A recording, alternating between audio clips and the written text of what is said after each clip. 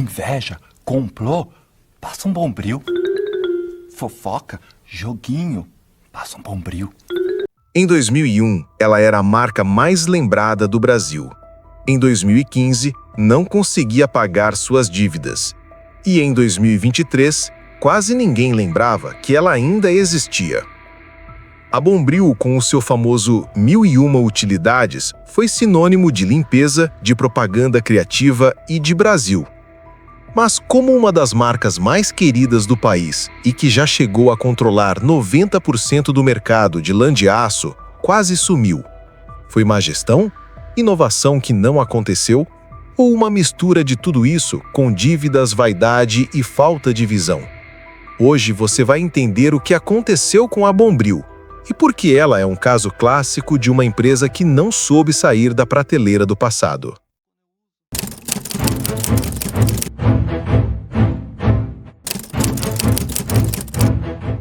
Em 1948, no Brooklyn, zona sul de São Paulo, um engenheiro chamado Roberto Sampaio Ferreira enxergou uma oportunidade onde ninguém via valor: lã de aço.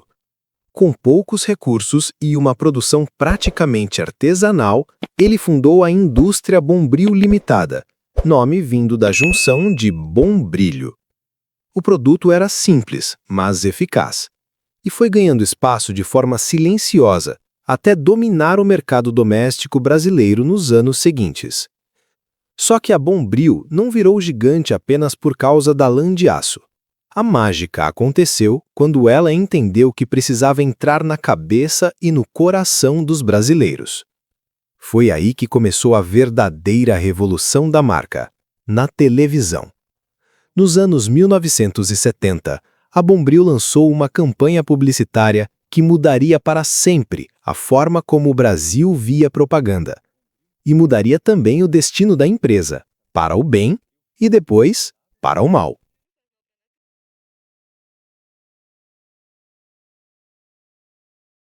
A história da Bombril começa lá atrás, no fim dos anos 1940. Naquela época, o Brasil ainda era um país rural, com poucas indústrias e hábitos domésticos bem diferentes dos de hoje. Foi nesse cenário que um engenheiro chamado Roberto Sampaio Ferreira teve uma ideia simples, mas genial. Ele percebeu que as pessoas precisavam de um produto prático para limpar panelas, metais, azulejos, qualquer coisa que precisasse brilhar de novo. O primeiro produto era a tradicional lã de aço, que você provavelmente já viu em algum armário de cozinha. No primeiro ano, eles venderam 48 mil unidades, um número modesto, mas que mostrava o potencial da ideia. A lã de aço da Bombril virou um sucesso porque era útil, acessível e resolvia problemas reais do dia a dia. Limpava sujeiras difíceis, deixava as panelas brilhando e durava mais do que os concorrentes. E o mais interessante, ela servia para tudo: vidros, talheres, ferro, fogão, sapato.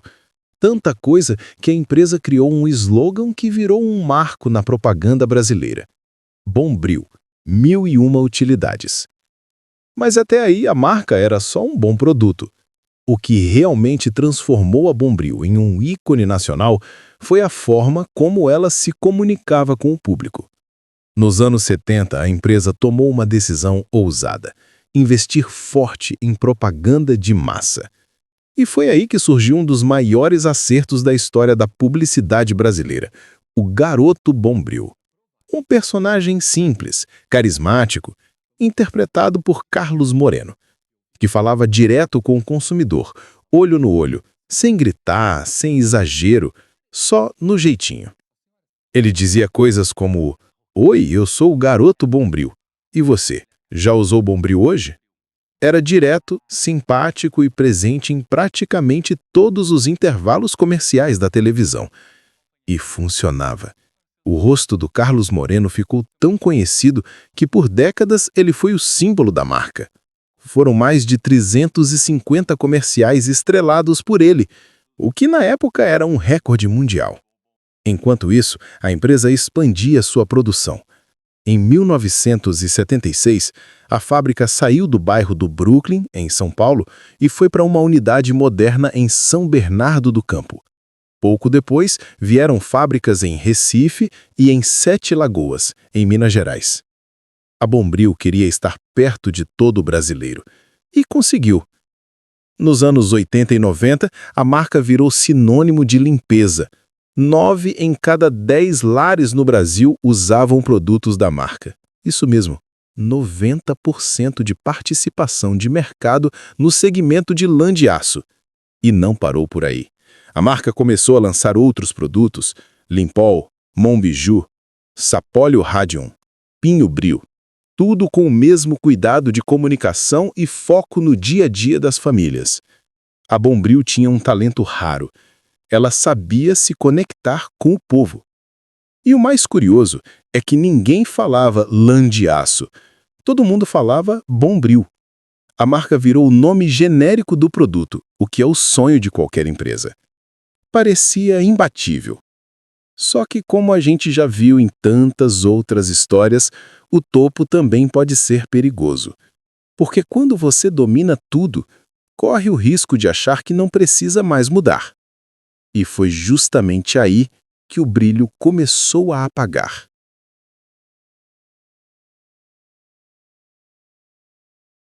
Durante as décadas de 1980 e 1990, a Bombril não era só uma empresa. Ela era parte da cultura popular brasileira.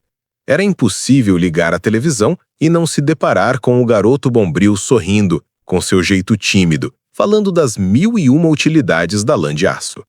A marca estava em tudo, nos intervalos dos programas mais assistidos, nas revistas, nas prateleiras dos supermercados, nas piadas do cotidiano. Carlos Moreno virou o rosto da empresa por décadas, algo raríssimo no mercado da publicidade. Os comerciais eram simples, mas tinham algo que poucas campanhas conseguiam: conexão com o povo. Em 1994, a Bombril já tinha dezenas de produtos no portfólio, presença em todo o território nacional e, mais impressionante, 90% do mercado de lã de aço ainda era dela. Nenhum concorrente conseguia ameaçar. Surgiam outras opções, como a Açolã, mas todas acabavam engolidas pela força da marca e pela memória afetiva que o brasileiro tinha com a Bombril. Até mesmo o modelo de linguagem usado pela Bombril virou escola. Aquele tom leve, com humor cotidiano, foi imitado por outras empresas, agências e marcas que queriam o mesmo sucesso. Mas a verdade é que nem tudo era brilho. Internamente, a empresa começava a mostrar sinais de atraso. Apesar da fama, a Bombril não investia em inovação. A lã de aço seguia praticamente a mesma desde os anos 60. E o que antes era uma força, o domínio quase absoluto de mercado, começou a virar uma zona de conforto perigosa. Enquanto os hábitos das famílias mudavam, enquanto os consumidores buscavam praticidade, a Bombril continuava apostando na mesma fórmula: propaganda popular, produto tradicional e pouca diversificação. No fim dos anos 90, a empresa até tentou lançar novos produtos. Chegou a lançar sabão em pó, desinfetantes com fragrâncias diferentes e até panos de limpeza. Mas a concorrência já estava há anos à frente. Marcas como Omo, Veja, IP e Brilhante haviam investido forte em pesquisa, tecnologia, embalagens práticas e produtos que refletiam o novo estilo de vida da classe média brasileira. A Bombril, enquanto isso, seguia apostando no apelo emocional. E isso funcionou, até parar de funcionar. A virada do milênio chegou com um Brasil diferente. As casas tinham menos tempo para faxinas longas. Os eletrodomésticos evoluíram. Os materiais de panela mudaram. Panelas de inox, antiaderente, air fryer. Quem usa isso não quer mais esfregar com lã de aço. E a empresa não estava pronta para isso. Mesmo com o nome forte, ela começou a perder espaço. Não porque alguém fez um produto melhor, mas porque o mundo mudou e ela não acompanhou. Em pouco tempo, o brilho, que parecia eterno, começou a enfraquecer.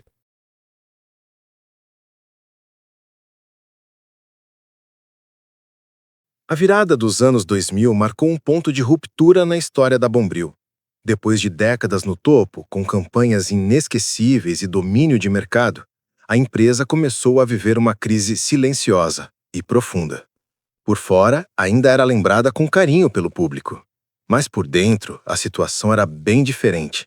Endividamento crescente, queda nas vendas e dificuldades para se adaptar às mudanças do mercado. Os concorrentes avançavam. Marcas como IP e Assolan ganhavam espaço nas prateleiras.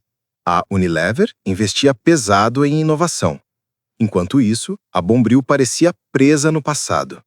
Em 2003, a situação financeira se agravou a tal ponto que a Justiça determinou a administração judicial da empresa, que durou até 2006. Nesse período, ela ficou impedida de tomar decisões estratégicas sem autorização judicial. Foi uma das fases mais delicadas da história da companhia. Relatórios da época apontavam prejuízos milionários. Só em 2004, a Bombril registrou um prejuízo superior a 483 milhões de reais, reflexo direto da queda nas vendas, da perda de competitividade e dos altos custos operacionais. A marca, que antes era sinônimo de limpeza, começava a desaparecer do cotidiano do consumidor. As campanhas de marketing sumiram da TV. A presença nos supermercados caiu.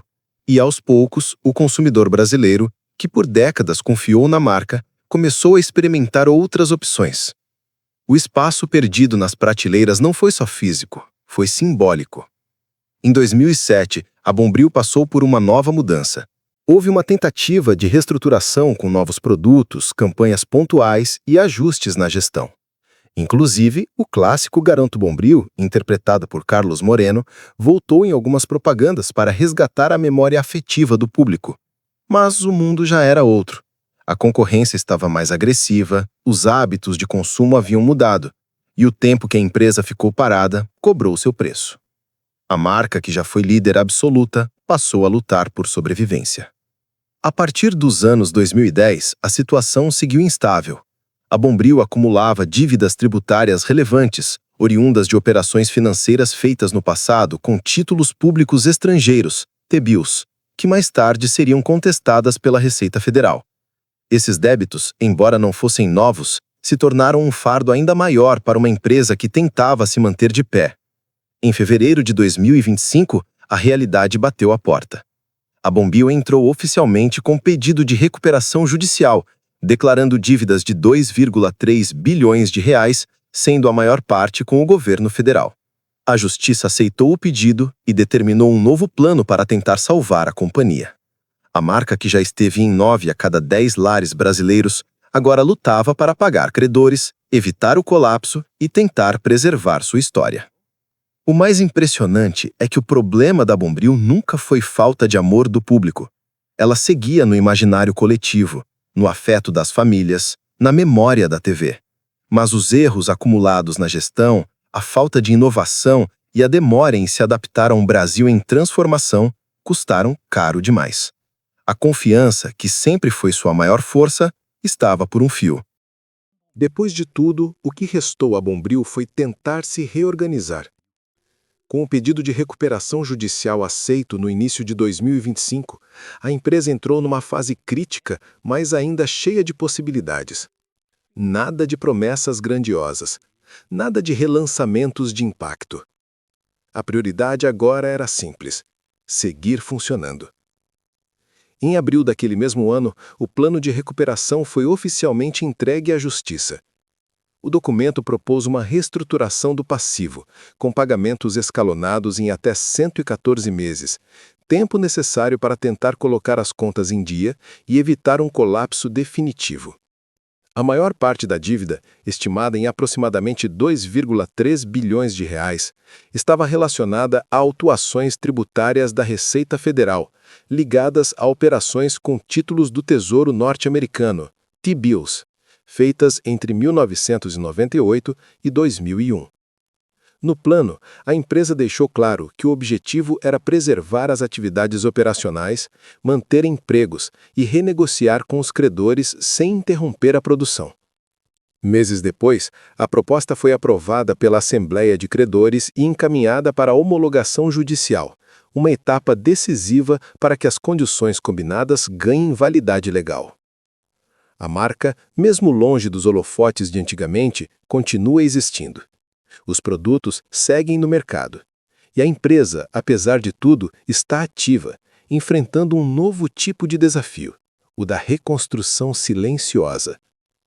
Não há garantias de que esse plano vai devolver a Bombril o brilho do passado. Mas a verdade é que depois de tanto tempo no limite, só o fato de ainda estar de pé já é uma forma de vitória. O futuro ainda está em aberto. E talvez, dessa vez, o sucesso não venha de campanhas memoráveis ou de recordes de vendas. Talvez venha da capacidade de resistir, de cumprir, de recomeçar devagar. A verdade é que a Bombril errou. Não por falta de nome, nem por falta de lembrança, mas porque parou no tempo, enquanto o mundo girava cada vez mais rápido. A empresa que um dia foi sinônimo de criatividade, proximidade e eficiência, hoje luta para pagar o que deve e manter de pé o que ainda restou. Mas apesar de tudo, ela não quebrou. Está longe do auge, mas não sumiu. E só isso já diz muito sobre a força de uma marca que viveu no armário da cozinha de praticamente todo brasileiro. Agora, a pergunta é outra. Será que ainda dá tempo de recomeçar? Ou será que o brilho da Bombril ficou mesmo no passado? E você? Ainda confia na marca? Acha que ela pode voltar a crescer? Ou já passou da hora de dizer adeus? Me conta aqui nos comentários. Quero muito saber o que você pensa.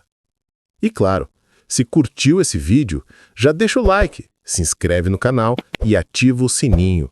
Isso ajuda demais o canal a crescer e nos motiva a continuar trazendo histórias como essa, contadas do jeito que você merece ouvir. A gente se vê no próximo vídeo. Até lá!